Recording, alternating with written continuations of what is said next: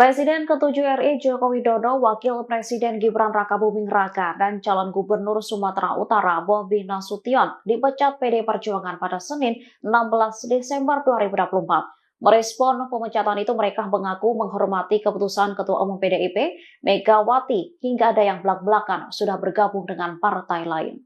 Setelah pemecatan ini, baik Jokowi, Gibran, dan Bobi masing-masing memberikan respons. Jokowi mengaku menghormati keputusan partai berlambang banteng moncong putih tersebut.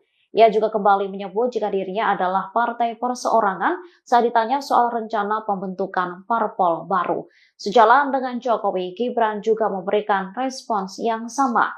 Diakuinya, ia saat ini akan fokus membantu Presiden Prabowo Subianto menjalankan pemerintahan. Sementara Bobi belak-belakan mengaku bahwa dirinya saat ini merupakan kader Gerindra. Meski demikian, ia akan menjalin hubungan baik dengan PDIP.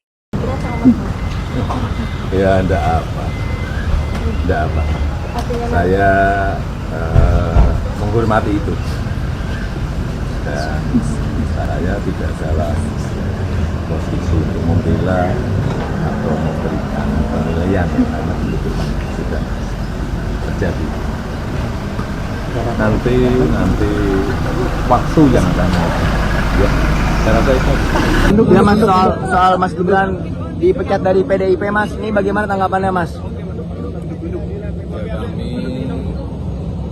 menghargai dan menghormati keputusan partai. Untuk saat ini saya pribadi akan lebih fokus untuk membantu Bapak Presiden Prabowo. Ya. Tapi nanti akan bergabung ke partai lain nggak Mas? Ada rencana untuk gabung ke partai lain nggak Mas saat ini? Tunggu saja. Kan Golkar terbuka nih Mas untuk menerima Mas Gibran dan Pak Jokowi juga. Tunggu saja. Kalau ada ajakan dari partai lain Mas?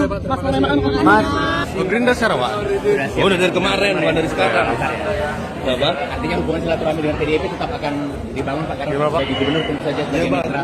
Tadi juga duduk sebelah sama Ketua DPR Medan kan dari PDIP juga. Ya, itu Pak ya. Iya. Terima kasih Pak. Download Tribun X sekarang. Menghadirkan lokal menjadi Indonesia.